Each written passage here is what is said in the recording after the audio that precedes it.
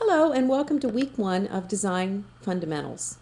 What we're going to talk about this week is what is design, and also later in another presentation we're going to have an overview of the history of design. So the first question is, what is design? What is graphic design? Well, simply graphic design is a form of visual communication. Graphic design is a practice of creating visual form using words and/or pictures for the purpose of communication. That's all it is. It's communicating a specific message to a specific audience through words and/or pictures or images. So the how and why of graphic design. In order to be a good designer, or in order to understand graphic design, you must understand certain basics of how the human mind works. First of all, our mind constantly seeks to create order from the information collected by our 5 senses. Our mind actually does this consistently every waking moment. We are bombarded with information. We are bombarded with things we see, hear, taste, smell, and touch. Our mind seeks to understand the world around us by organizing this information. That's the reason you can sometimes ignore something that's going on, is because your brain can block that out because you're trying to understand something else. So when we see or perceive disorder, we seek to create order to interpret the world around us. This may be why you walk by a certain poster and don't pay any attention to it at all, whereas another poster will attract your attention where you will actually stop, take a couple steps back, and look at it and read it. That's because that poster appealed to you. That poster appealed to your demographic.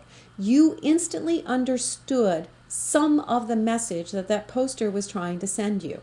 The other poster, it perhaps was too disordered. Perhaps it didn't attract you because it wasn't arranged in a way that was targeted towards your demographic.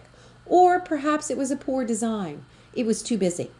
It had too much stuff going on, and when you looked at it, your brain couldn't organize it or understand it immediately, so you walked on by. And that's the secret of good design. You have to understand you have a split second to attract the attention of someone so that they will actually look at your design long enough to understand the complete message. So design is a form of visual organization used to communicate. Now there's always been this disagreement between design versus art. Our design's art is art design. Our designers' artists are artist designers. The answer to all of this is yes and no, which I know is confusing, so I'll explain a little further. As mentioned, graphic design is a method of communication. As a designer, you design something to communicate a specific message to a specific audience. And so you are constrained with your creativity in that that's what you have to do. Art, on the other hand, is a form of expression. You are expressing something within you. You are expressing something that you want to reveal to the world. You don't have a general audience in mind. You're just trying to express you, who you are, what you're trying to say to the world. And you don't care if everybody doesn't get it. It's a form of self-expression. So that's the difference. Are designers artists? Yes. Are artists designers? Yes. So I will get into that in greater detail in a few minutes. So what is design supposed to mean? A design is a creative endeavor to solve a problem. And again, this is how this is different than art. A design is created to solve a problem. Now, I know that sounds negative, but when you think about it, a client comes to you because they need a website. What's their problem? They need a website. How do you solve their problem? You create a website for them. That is design. Now, in between, you have to do your research and you have to make sure the website is set up to communicate the message the client wants and get the information across to the proper audience. But in the end, what you're striving to do is to solve that client's problem. They need a website, you give them a website. That also is the difference between design and art. Art is not created to solve a problem. Art is just there to express yourself. So where do you find design? And this is the answer. You find design everywhere. Wherever you are, right at this moment, I can guarantee you that you could probably find a dozen things that were designed, whether by man or by nature. If you're at home, your television set was designed. Your furniture was designed. The house you're sitting in was designed. The carpet was designed. Everything you see around you was designed by someone for a purpose, whether that was a functional purpose or whether it was to communicate a certain message. For instance, the design of carpet.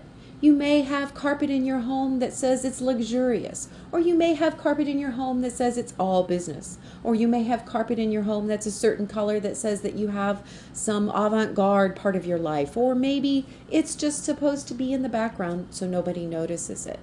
But the design of the carpet and the color of the carpet convey that message. That's the reason you pick it out. That's the reason we all don't have dirt floors. Of course, dirt floors were also designed and also communicate a message that you don't want carpet.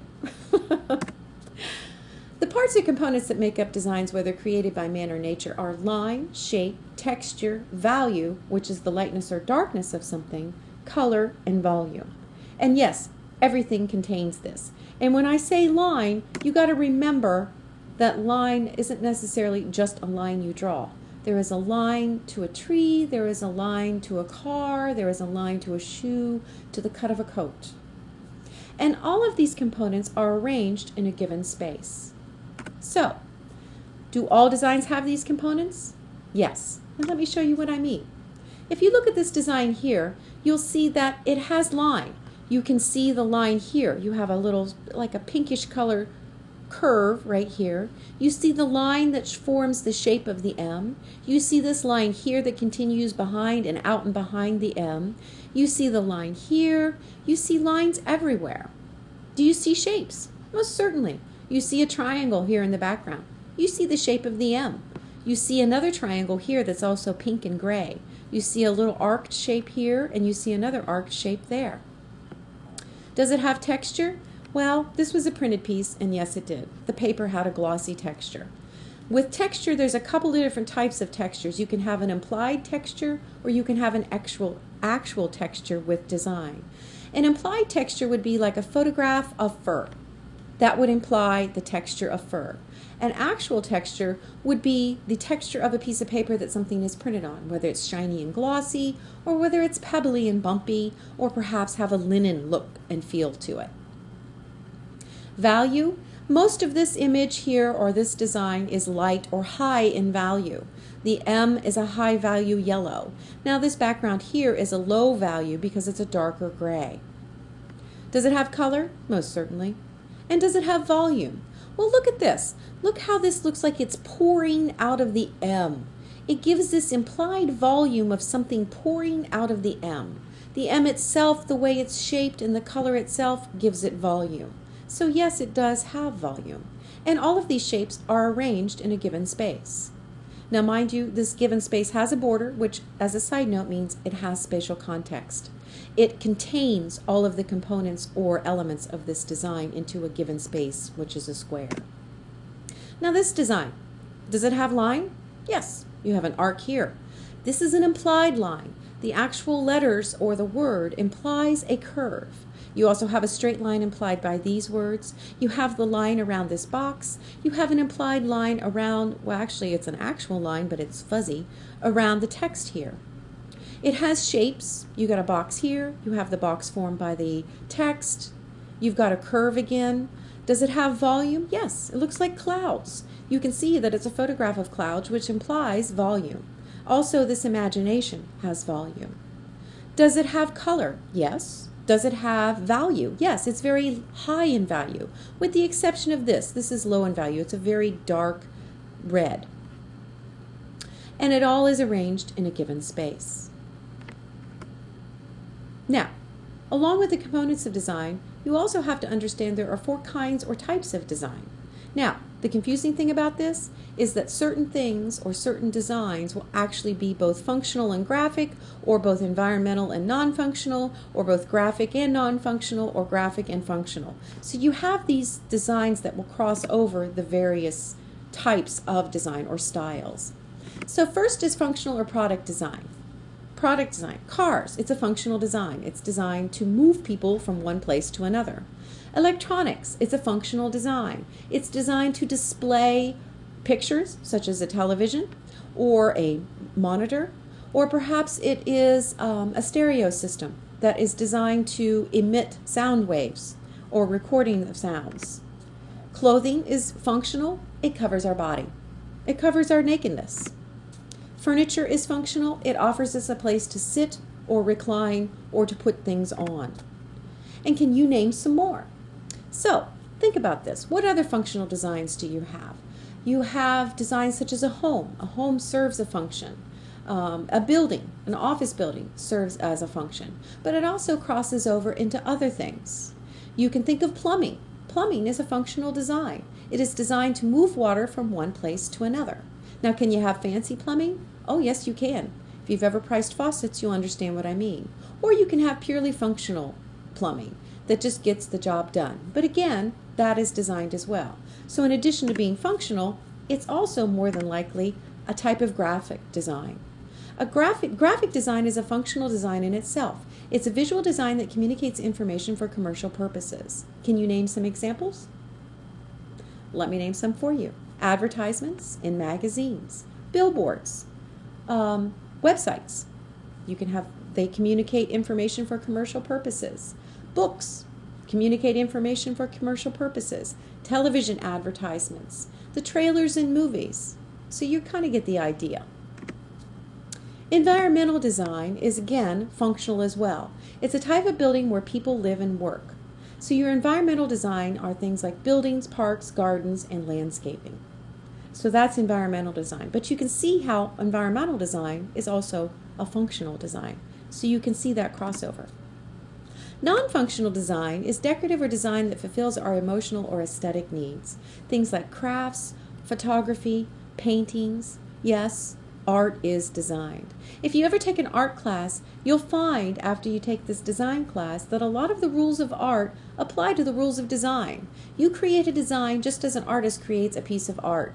It's just that you're creating it to communicate a specific message rather than just expressing your personal beliefs or feelings or your personal message. Now, keep in mind that designs can overlap, like I've said, functional as well as decorative. Can you think of some designs that overlap? Most certainly. A car. A car can be functional, but it also could be decorative. Decorative in that your car really doesn't need to look like it can go really, really fast, because more than likely you're not going to be able to go really, really fast all the time. So, yes, some designs can overlap and be functional as well as decorative, or environmental as well as functional. Now, the next question I have for you, and this is one that I always find fascinating, and I ask people this all the time because then they'll say, oh, what do you do? And I'll say, oh, I'm a designer, and like, oh, they're not really sure what to think of that. But the thing is my question to you is, are you a designer already? What have you designed lately? I can tell you that every one of you are designers. You design something every single day, whether it's arranging food on a plate to look appetizing or food on a plate just to get it out there, or whether it's getting up and getting dressed. You design your outfit. You take the different components and put them on your body. And whether or not you claim to do it intentionally, more than likely you did. You subconsciously try to put your clothes on so that they are somewhat color coordinated or at least go together. You don't typically go out of the house wearing pajama bottoms and a dress blazer. You design your outfit. You design a letter. If you write a letter or you type a letter or a paper, you have designed it. You've arranged those words in a specific way to communicate a specific message.